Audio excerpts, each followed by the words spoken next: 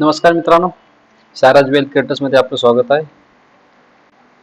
आम्ही तुम्हाला आज आमच्या शेअर मार्केट अवेअरनेस प्रोग्राम म्हणजेच स्टॉक मार्केट साक्षरता अभियानामध्ये एक नवीन व्हिडिओ, एक नवीन कन्सेप्ट घेऊन तुमच्यासाठी आम्ही आज खास आलेलो आहे.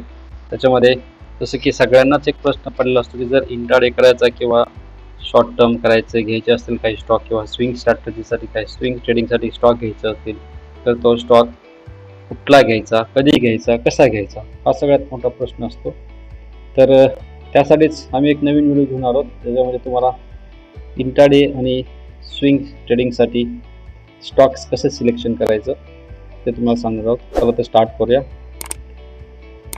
हे बघा, तुमच्या समोर जे आता पीपीटी दिसते त्याच्यामध्ये काही मी पॉईंट्स दिलेत की इंट्राडे किंवा तुम्ही स्विंग ट्रेडिंग जर करत असाल तर त्याच्यामध्ये स्टॉक सिलेक्शन करताना काय पाहिलं पाहिजे. त्यातला पहिला की पॉईंट आहे की तुमचं त्याच्यामध्ये होल्डिंगसाठी पिरियड काय असला पाहिजे, मीन्स किती दिवस किंवा किती दिवसासाठी वीकसाठी तुम्ही तो स्टॉक सिलेक्शन केला पाहिजे किंवा होल्ड केला पाहिजे किंवा ट्रेड केला पाहिजे. तर त्याचा आमच्याप्रमाणे जो क्रायटेरिया आहे तो 1 वीक ते 4 वीक, मीन्स 1 वीक 1 आठवडा ते 4 आठवड्यापर्यंत तुम्ही तो स्टॉक ट्रेड करू शकता. आणि जर तुम्हाला त्या स्टॉकमध्ये जर वाटलं असेल की मला इंट्राडेमध्ये पण चांगला प्रॉफिट भेटत असेल तरी पण तुम्ही त्याला बुक करू शकता किंवा एक्झिट करू शकता. आता ॲज पर आमच्या ज्या स्ट्रॅटजीप्रमाणे तुमच्या इन्व्हेस्टमेंटवरती आमचे जे एक्सपेक्टेड रिटर्न्स आहेत ते आहेत 5 ते 20% तुम्हाला भेटू शकतात जर तुम्ही ही मेथड यूज केली तर. ही मेथड खूप सोपी आहे, एकदम साधी आहे. ते तुम्ही कुठल्याही स्टॉकला यूज करू शकता. त्याच्यामध्ये आम्ही पाठीमागला जो अभ्यास केला किंवा त्याचं जे पाठीमागलं टेस्टिंग केलं आहे बॅक टेस्टिंग, त्याच्याप्रमाणे 70 to 80% त्याला सक्सेस रेशिओ आहे. तो पण कुठलाही इंडिकेटरने यूज करता, बरोबर आहे. आता स्टॉक सिलेक्शन करताना काय बघितलं पाहिजे, एक तर स्टॉकची प्राइस, बरोबर आहे. जसं मी इथे मेन्शन केलं, स्टॉकची प्राइस किती असली पाहिजे, स्टॉकची प्राइस ही किती असली पाहिजे, काय असली पाहिजे. ह्याच्यामध्ये तुम्हाला दिसत असेल स्टॉकची प्राइस ही कमीत कमी 100 रुपये असली पाहिजे, म्हणजे 100च्या वरचा स्टॉक तुम्हाला चूज करायचा आहे, बरोबर आहे. त्याचं मार्केट कॅपिटलायझेशन काय असलं पाहिजे, तर मार्केट कॅपिटलायझेशन 1000 करोडच्या वरती असलं पाहिजे तर तुम्ही तो स्टॉक इंट्राडेसाठी चूज करू शकता. दुसरं, त्याचा प्राइसचं व्हॉल्यूम काय असलं पाहिजे, डेली व्हॉल्यूम काय असलं पाहिजे, बरोबर आहे. तर त्याचा 1 लाख करोडच्या वरती क्वांटिटीचा व्हॉल्यूम असला पाहिजे. परत त्याचा तो स्टॉक चूज करा, हे पण बघायचं की तो आता 52 वीक्सच्या हाय आहे का, हो नक्कीच ते बघायचं. कारण जर तो 52 वीक्सच्या जवळ असेल तर त्याच्यामध्ये नक्कीच चांगला व्हॉल्यूम असेल, ट्रेड असेल, त्यामुळे तुम्ही त्यामध्ये ट्रेड करू शकता. ठीक आहे. त्याच्यामध्ये किती असलं पाहिजे, तर 52 वीक्सच्या आसपास, तर 5 ते 15% तो त्यापासून जवळपास असला पाहिजे. ठीक आहे. तर हे सगळं कुठून बघायचं, तर त्यासाठी एक सोपं साधं एक सॉफ्टवेअर आहे, मी तुम्हाला सांगेल, त्याला स्क्रीनर म्हटलं जातं. त्या स्क्रीनवर मी तुम्हाला दाखवण्याचा प्रयत्न करतोय.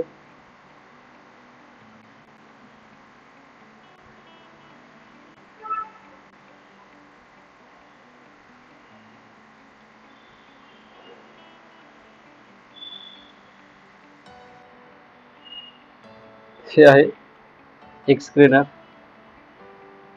जर तुम्ही इथं पाहिलं तर तुम्हाला दिसून येईल एक tickertape.in म्हणून एक स्क्रीनर आहे, ज्याच्यामध्ये तुम्ही हे सगळे मी सांगितलेले जे पण टोटली पॉईंट्स आहेत की त्याचा व्हॅल्यूम काय असला पाहिजे, परत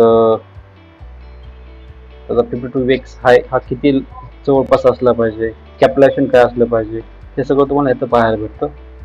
चला तर आपण डायरेक्टली त्या स्क्रीनवरती जाऊन तुम्हाला मी पूर्ण स्टॉक कसा चूज करायचा हे मी तुम्हाला सांगून देतो. ठीक आहे. तुम्ही पहिल्यांदा जायचंय स्टॉक्स, तुम्ही पहिल्यांदा जायचं स्क्रीनरला, न्यू स्क्रीनर म्हणायचं. ठीक आहे. तर ते तुम्हाला स्टॉक युनिव्हर्सला गेलं तर 2 आहे, एक निफ्टी आहे, निफ्टी 50 आणि एक निफ्टी 100 आहे.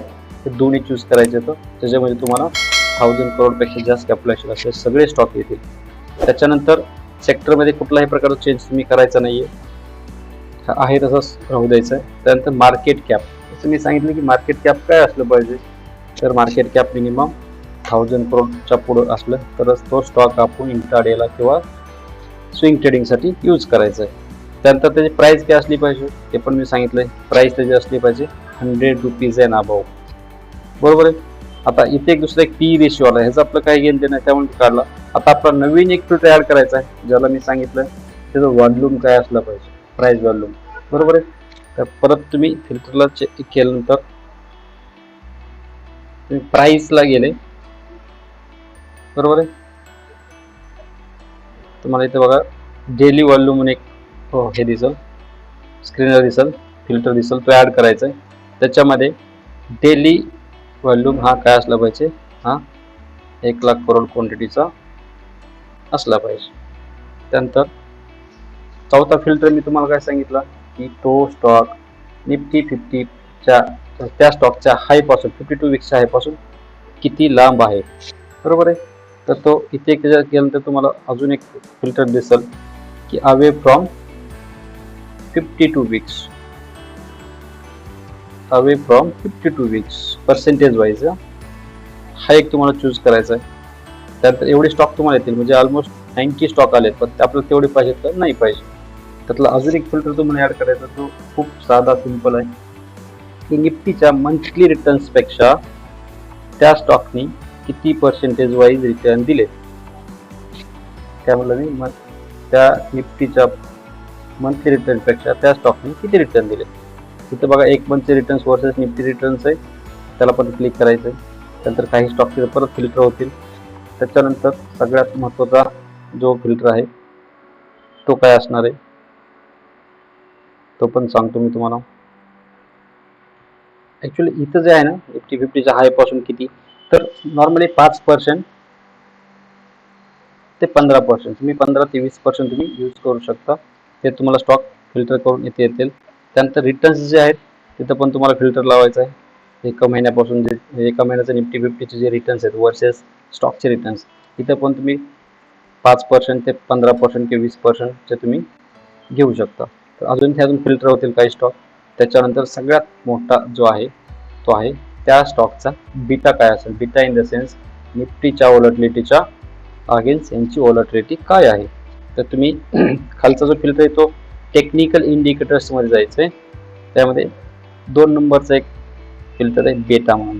बरोबर आहे. बेटाला तुम्ही क्लिक केल्यानंतर बघा त्या सगळ्या ह्याच्यामधून फक्त एवढे स्टॉक्स आजच्या ट्रेडिंगसाठी तुम्हाला अवेलेबल करून दिले आहेत. आपल्या ह्यातले स्टॉक कुठले घ्यायचे, ज्यांचा बेटा अबाव 1 आहे तो स्टॉक तुम्हाला फक्त चूज करायचा आहे, बाकी कुठलाही नाही. किती स्टॉक आले, 3 आले. एक अदानी एंटरप्राइजेस, महिंद्रा अँड महिंद्रा, एक UPL, 3 स्टॉक आले. तर आपण आता हे इथे तर पाहिलं आपण सगळ्यांचा बीटा काय आहे सगळे तुम्हाला दिसून आलं. क्लोजिंग प्राइस किती आहे, व्हॉल्यूम किती आहे डेलीचा, मार्केट कॅप काय आहे, सगळं तुम्हाला पाहता आलं. आता तुझा बीटा जर बघितला 1.60 येते, मीन्स त्याच्यामध्ये व्हॉलॅटिलिटी खूप चांगली आहे. 1.40 हे त्याच्यामध्ये पण खूप व्हॉलॅटिलिटी चांगली आहे. आता आपण यायचं यांच्या चार्टला, कारण का चार्टवरून तुम्हाला त्याचे मुवमेंट्स कॅप्चर करायचे. ठीक आहे. तर आपण आलो आता चार्टला. पहिला चार्ट आपण बघू महिंद्रा अँड महिंद्राचा, कारण इथं त्यांनी स्टॉक दिलेत आपल्याला 3, त्याच्यामध्ये एक अदानी, महिंद्रा आणि UPL. ठीक आहे. आता आपण अदानी एंटरप्राइजेस बघूया. चला, अदानी एंटरप्राइजेस मध्ये आपल्याला कशा प्रकारे एंटर आहे किंवा कशा प्रकारे स्विंग करता येईल, स्विंग ट्रेडिंग करता येईल.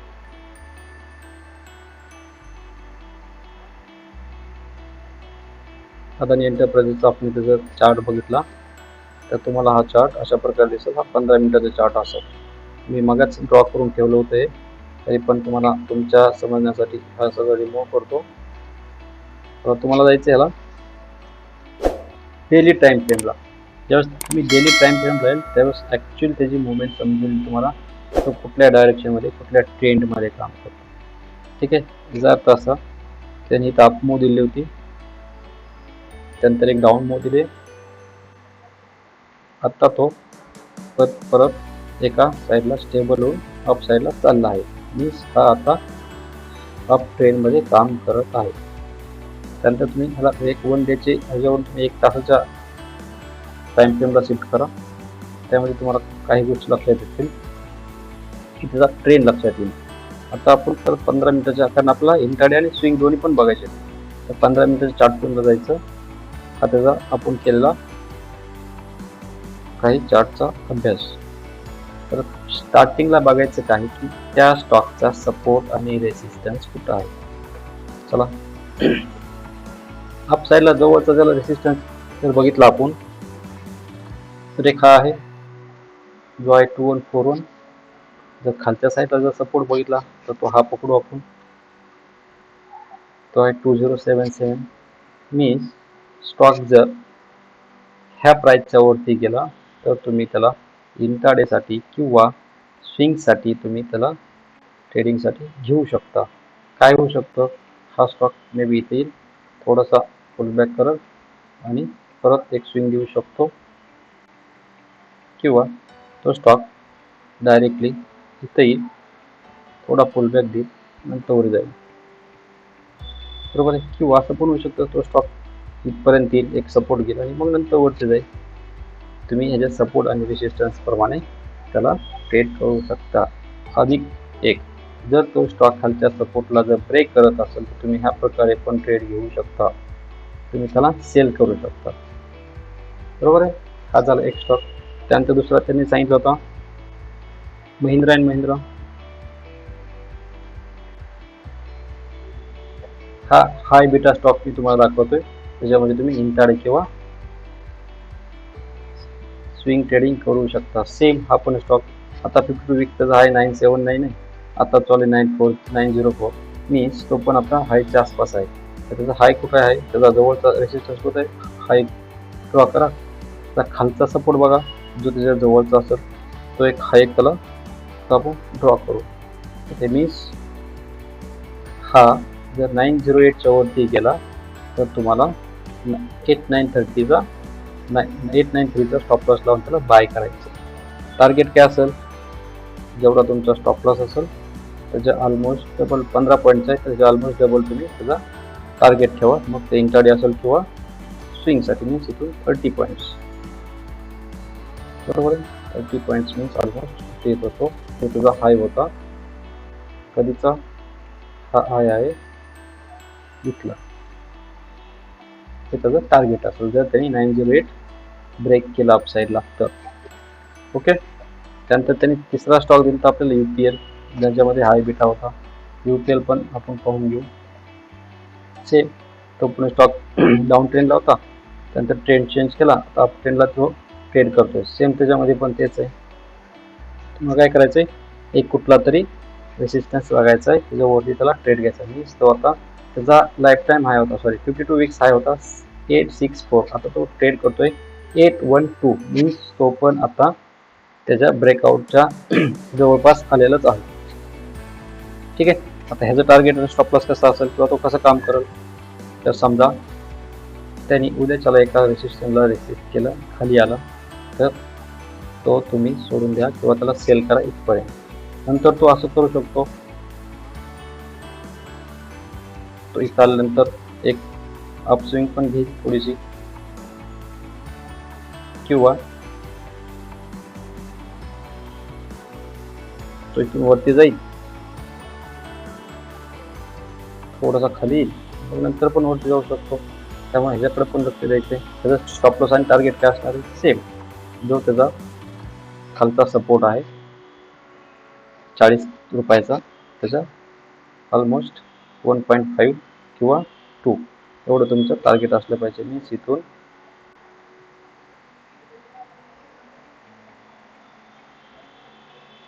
त्याच्या ब्रेकआउटच्या पण खूप वरती,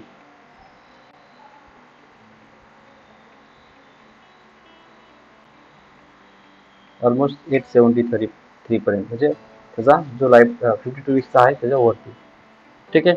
हे स्क्रीनवर तुम्हाला जे मी स्क्रीनवर दाखवलं हे तुम्हाला फ्रीमध्ये भेटतं. हे ऑनलाईन आहे. तुम्ही tickertip.in ला जावा, त्याला स्क्रीनर म्हणा, तुम्ही लॉग इन करा. लॉग इन केलं तर तुम्हाला हे सगळे स्क्रीन पाहायला भेटतात. लक्षात ठेवायचं, ज्याचा बीटा हाय आहे, हाय बीटालाच तुम्ही त्याच्यामध्ये काय करायचं, ते स्टॉक चूज करायचे. ठीक आहे.